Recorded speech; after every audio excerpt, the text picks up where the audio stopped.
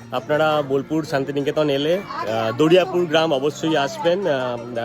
এখানে সব বাড়িতেই ডোকরার কাজ হয়, ডোকরার জিনিসপত্র বানানো হয়। আপনাদের খুব ভালো লাগবে, বিশেষ করে গ্রামটাও আপনাদের খুব ভালো লাগবে। অবশ্যই আসবেন দরিয়াপুর গুসকরা।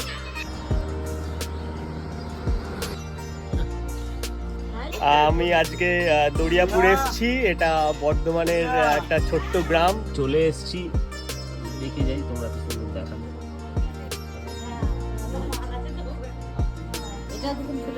এই দুর্গাটা খুব পছন্দ হয়েছে, এখন দিদির সঙ্গে দরাদরি চলছে।